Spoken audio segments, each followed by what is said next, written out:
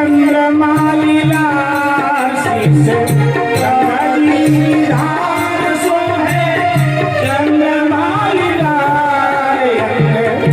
विभूति रमावे हमार जोगिया अंग विभूति रमावे हमार जोगिया डमरू बजावे हमार जोगिया डमरू बजावे हमार जोगिया पहले नागरी उछाड़ा हाथ पहले है प्याला पहले नागरी उछाड़ा हाथ पहले है प्याला बूढ़े बैल चढ़ी आवे ला हमार जोगिया बूढ़े बैल चढ़ी आवे ला हमार जोगिया ओ हमार जोगिया ओ हमार जोगिया ओ हमार जोगिया हमार जोगिया डमरू बजावे ला हमार जोगिया डमरू बजावे ला हमार जोगिया शंकर भूत भरिया जोगिन में जमा भूत भरिया जोगिन में जमा भूत भरिया जोगिन में जमा हरिदम राम नाम गावे हमार जोगिया हरदम राम नाम गावे हमार जोगिया ओ हमार जोगिया रे हमार जोगिया ओ हमार जोगिया हरदम राम नाम गावे हमार जोगिया हरदम राम नाम गावे हमार जोगिया सब लोक के जो सेवा करे सारा जग सेवा सब लोक के जो सेवा करे सारा जग सेवा शिव शंकर कहावे ला हमार जोगिया शिव शंकर कहावे ला हमार जोगिया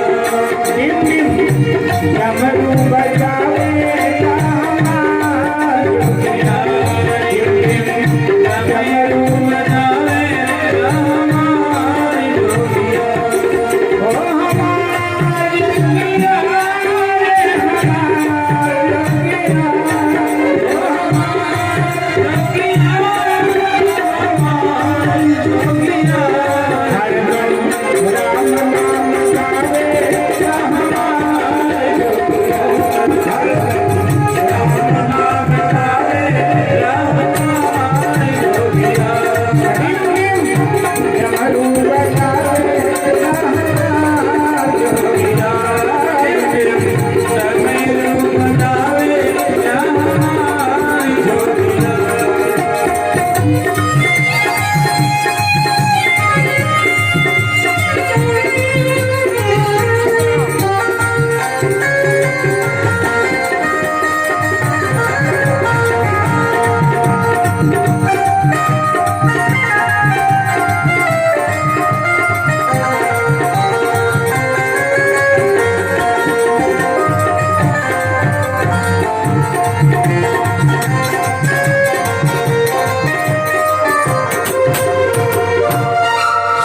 शिव ने आकर पार्वती जी की प्रेम की परीक्षा की बात शिव जी को कही। शिव जी प्रसन्न हुए। पार्वती जी पिता के भवन में प्रवेश कर जाती है। माता पिता ने स्वागत किया। सप्तऋषियों ने जाकर के समाचार महाराज हिमांचल को दिया कि ब्याह के लिए शिव जी तैयार हैं। लगन पत्रिका तैयार कराकर महाराज हिमांचल ने सप्तऋषियों को दिया। सप्तऋषियों ने लाकर ब्रह्मा जी को दिया। ब्रह्मा जी ने लगन बाज कर सबको बताया कि आज ही भगवान शंकर का विवाह होगा। सब देवी देवता तैयार होने लगे, शहनाइयां स्वर्ग में बजने लगी। अचानक इंद्र की दृष्टि कैलाश की ओर गई तो देखा यहाँ तो सुनसान पड़ा है। शिव जी धूनी जलाकर बैठे राम राम जप रहे, कोई चहल पहल नहीं है। तो इंद्र ने ब्रह्मा जी से कहा विवाह स्वर्गवासियों का है या कैलाश वाले का है? तो ब्रह्मा जी ने कहा नहीं, विवाह तो कैलाश वाले का। बोले हम लोग सज धज रहे हैं, यहाँ शहनाई बज रही है और वहाँ सुनसान पड़ा, उसको भी तो सजना चाहिए। तो ब्रह्मा जी ने कहा वो सजता कहाँ है? तो इंद्र ने कहा बात भी ठीक है भाई, दूल्हे का जब ब्याह होता है तो दूल्हे की बहन, बुआ, भाभी, माँ, चाची, यही लोग तो दूल्हे को सजाती हैं। लेकिन ये दुनिया का पहला और अंतिम दूल्हा है, ना कोई माँ, ना बाप, ना बहन, ना भाई, ना भाभी, ना चाची, ना बुआ, कोई है ही नहीं बेचारे के, तो कौन सजाएगा? ब्रह्मा जी ने कहा बात भी ठीक है। अब शंकर जी का एक गण कहीं घूम रहा था, उसने सुन लिया, दौड़ा दौड़ा शंकर जी के पास आया, बोला बाबा आज ब्याह है आपका? शंकर जी ने कहा ब्याह तो है। बोले देवता लोग आपकी आलोचना कर रहे हैं। बोले क्या कह रहे हैं? बोले कह रहे हैं कोई आगे पीछे है ही नहीं तो सजाएगा कौन? तो शंकर जी ने कहा ठीक ही तो कह रहे हैं। तो गणों ने कहा क्यों, हम लोग हैं ना। अरे किसी ने शरण में नहीं रखा, आपने हमें शरण में रखा, तो हम तो आपके परिवार है ना बाबा। बोले हाँ तुम लोग कहो। तो बोले आप कहो तो अपने ढंग से आपको सजा देंगे, सजा देंगे। तो अब गणों ने सुना था कि भाई दूल्हा जब ब्याहने जाता है ना तो दूल्हा मुकुट पहनता है। तो एक गण ने कहा भैया मुकुट कहाँ मिलेगा? बोले मुकुट तो स्वर्णकार की दुकान पर मिलेगा। तो बोले लेकिन अगर हम स्वर्णकार की दुकान पर जाएं तो या तो शटर गिरा देगा हमको देखते, और हो सकता है देखते ही बेचारा मर जाए। तो जब शंकर जी का विवाह हो और सुनार के घर में हाहाकार मचे, ये तो हम चाहेंगे नहीं। तो एक चतुर गण का ऐसा करो, ये भोले बाबा की जो जटाएं बिखरी हैं ना, इन जटाओं को जो है मुकुट का आकार दे दो, सजा करके बांध दो। तो जटाओं का ही मुकुट बना दिया, जटा मुकुट। थोड़ा समझ लीजिएगा, जल्दी जल्दी समझ लीजिए। जटा जंजाल का प्रतीक है, समस्याओं का प्रतीक है। शंकर जी कहते हैं कि मेरे सर पर जटा है और हे जीव तेरे सर पर भी जंजाल की जटा है। हमने अपने जटाओं को श्रृंगार बना लिया, माने अपने समस्याओं को श्रृंगार बना लो, परेशान मत हो, आदत सी डाल, क्योंकि ऐसा कोई दुनिया में है जो समस्याओं से रहित हो। हर व्यक्ति के जीवन में समस्याएं हैं। हाँ अंतर ये हो सकता है कि आपकी कोई और समस्या है और हमारी कोई और समस्या है, लेकिन सबका जीवन समस्या सहित है, समस्या रहित किसी का जीवन नहीं। तो शिव जी कहते हैं समस्याओं को अपने श्रृंगार बना लो, जंजाल को अपना श्रृंगार बना लो। और दूसरा काम क्या करो, मैंने जटा में गंगा बहाई, तुम भी अपने दिमाग में ज्ञान की गंगा बहाओ, तो तुम्हारी समस्याएं तुम्हारा कुछ बिगाड़ नहीं पाएंगे। तो जटा का मुकुट। अब गणों ने सुना था कि सेहरा भी तो पहनता दूल्हा। बोले सेहरा कहाँ मिलेगा? अब सेहरा पहले फूल का होता था, आजकल तो कागज का चल रहा है। तो कहा कि माली के दुकान पर। बोले भैया माली भी तो देखते मर जाएगा, इसलिए माली के दुकान पे जाना भी हम लोगों को ठीक नहीं। बोले फिर सेहरा किसका होगा? एक गण निकाह में प्रबंध करता हूँ। गया एक टोकरे भर नाग पकड़ लाया और नागों का सेहरा कर दिया। पूंछ पकड़ पकड़ कर नागों का शिव जी के बालों में बांध दिया, मुंह नीचे को लटका दिया। तो जटा मुकुट ही मोर समारा, सर्पों का मोर बना दिया। अब एक गण ने सुना था कि भाई दूल्हा ब्याहने जाए तो मोटी चैन पहन कर जाता है। अच्छा आजकल भी ये रिवाज है, अपने पास ना हो तो हम रिश्तेदारों से मांग लेते हैं कि भैया दे दो, ब्याह के बाद में लौटा, पहन कर जरूर जाते हैं। तो शंकर जी के गणों ने सुना था कि भाई पहना जाता है माला। बोले माला का प्रबंध करो। तो एक गण दौड़ा गया, शेषनाग को पकड़ करके लाया और गले में माला डाल दिया, नागों की माला। किसी ने शिव जी से पूछा दुनिया को आप सोने की माला देते हो, चांदी की माला देते हो, और खुद ब्याहने गए नाग की माला पहन कर क्यों? शिव जी ने कहा मैं दुनिया को बताना चाहता हूँ, जो सोने की माला पहनते हैं ना अपने गले में, उनको मैं बताना चाहता हूँ कि बेटा सावधान रहना सोने की माला पहनने वाले। ये सोने की माला कब नाग बन जाए कुछ पता नहीं। जिन्हें हम हार समझे थे गला अपना सजाने को, जिन्हें हम हार समझे थे गला अपना सजाने को, वो काले नाग बन बैठे हमें ही काट खाने। इसलिए गले में नाग की विष भी है गले। शिव जी से कहा गया कि ये विष गले में क्यों रख रखा? बोले पीना पड़ा।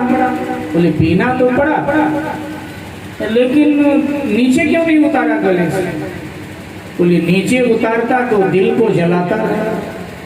बोले तो जीभ पे ही रख लेते। बोले जीभ पे रख लेता तो जिन्होंने मुझे विष पिलाया हम उनकी आलोचना करते। शिव जी कहते हैं कि भैया विष पीना पड़ेगा तुम्हें। हमने विष पिया।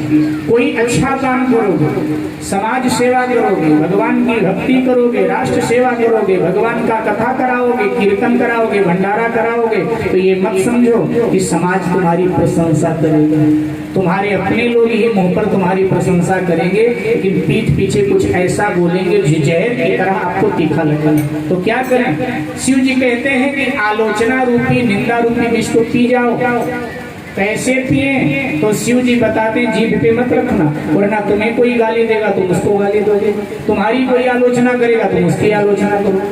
फिर क्या करें? निगल जाए? बोले नहीं। जब जब वो बातें याद आएंगी, अगर दिल को लगा लोगे तो जब जब वो बातें याद आएंगी तुम्हारा दिल जलेगा, तुम दिल जले हो जाओगे, और दिल जले लोग अच्छे नहीं होते। बोले फिर क्या करें? शिव जी कहते हैं मेरी तरह कंठ पे रख करके नीलकंठ बन जाओ। नीलकंठ भगवान की जय। अब शंकर जी के गणों ने सुना था कि दूल्हा जब ब्याहने जाता है तो 2-4 दिन पहले उसके शरीर पर कुछ मला जाता है। अब ये नहीं पता था कि पीला मला जाता है कि काला मला जाता है, बस यही पता था कुछ मला जाता है। हल्दी तेल, हाँ, जिसको अलग अलग भाषा में नाम दिया जाता है, कहीं उबटन कहा जाता है, कहीं कुछ कहा जाता है, मला जाता है। क्यों मला जाता है?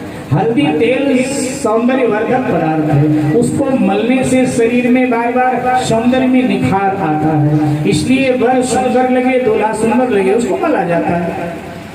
तो शंकर जी के गणों को यह नहीं पता था क्या मला जाता है। बोले भैया कुछ मला भी तो जाता है। एक ने कहा कि मैं मलने वाली वस्तु का प्रबंध करता हूँ। एक मुर्दा जल रहा था, गरम गरम राख ले आया, भगवान शंकर के पूरे शरीर पर लगा दी। बोले वाह ठीक है। बोले हाँ बेटा रगड़। शंकर जी से पूछा गया, दुनिया ब्याहने जाती है तो इतने सुगंधित पदार्थ अपने ऊपर छिड़कती है कि 5 किलोमीटर तक खुशबू जाती है, और आप ब्याहने गए पार्वती मैया को तो शमशान की राख लगा करके क्यों? बोले ब्याहने वालों को मैं ये बताना चाहता हूँ कि ब्याह करो, लेकिन ब्याहते समय भी मुझे याद रखो कि जो शरीर सज धज कर ब्याहने जा रहा है, यही शरीर एक दिन 4 कंधे पर लदकर शमशान में जाएगा, और इस शरीर का परिणाम मुट्ठी भर राख होगा। राजा हो चाहे रंग, अमीर हो चाहे गरीब, गृहस्थ हो चाहे सन्यासी, परिणाम एक जैसा है। एक दिन इस शरीर का बन जाना है मुट्ठी भर राख। इसलिए भगवान को याद रखो, शमशान को याद रखो, हमेशा ये मैं बताना चाहता हूँ। लेकिन कहाँ हम याद रखते हैं? कभी कहता है कि प्यास लगती है तब पनघट की याद आती, प्यास लगती है तब पनघट की याद आती है, और जब उम्र ढलती है तब मरघट की याद आती है। जब उम्र ढलती है तो मरघट। इसलिए शिव जी शरीर में भस्म, दुनिया नाशवान है ये बताते।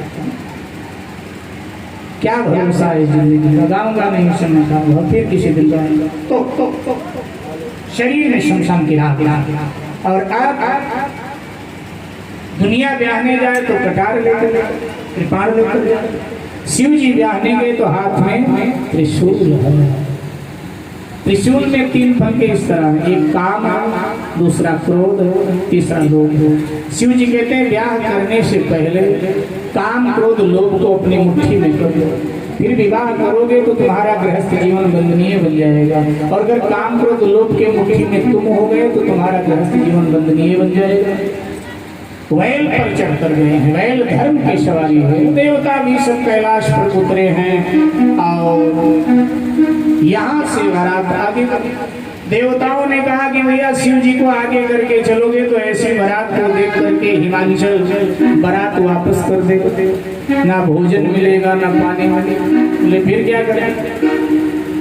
देवताओं ने कहा कह दो शंकर जी को कि सबसे पीछे चले। ब्रह्मा जी ने कहा ऐसा कह दिया, और उसने कहा हम जाते नहीं तब क्या होगा? बड़े मुश्किल से तो ब्याह के करा दिया।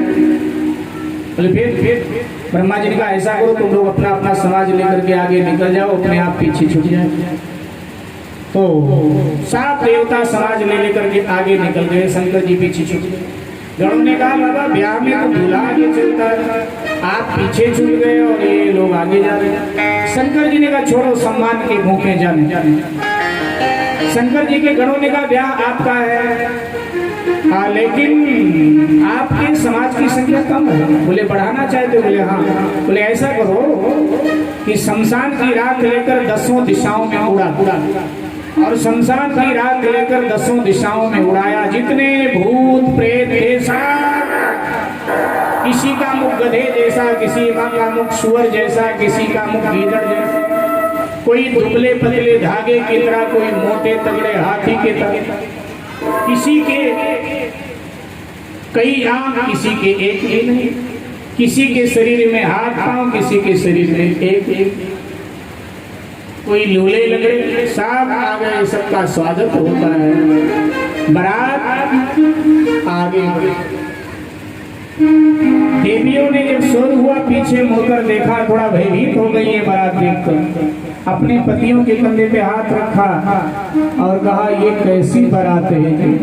देवताओं ने मुड़ के देखा, बोले बारात नहीं, ये बराता है। बारात में तो सुंदर सुंदर लोग जाते हैं, ये तो बराता है। जस दुल्हा तस बनी बराता, जस दुल्हा तस बनी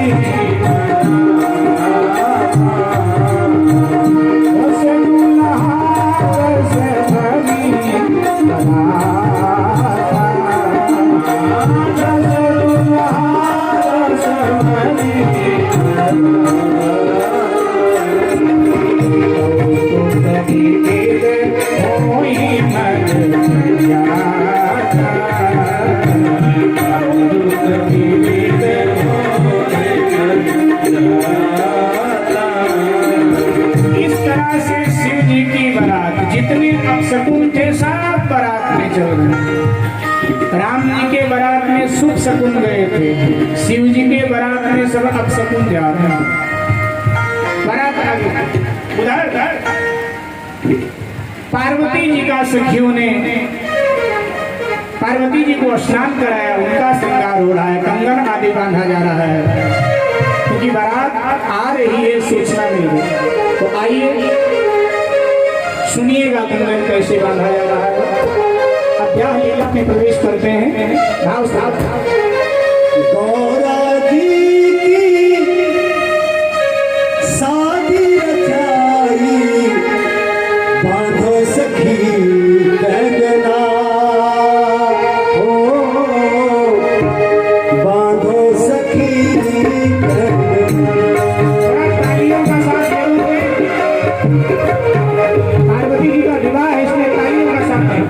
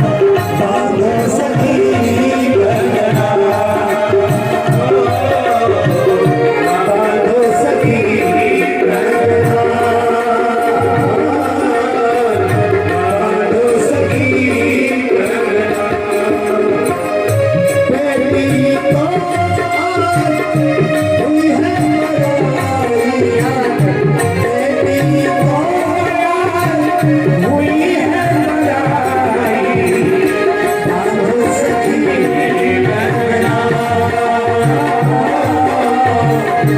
बांधो सखी कंगना।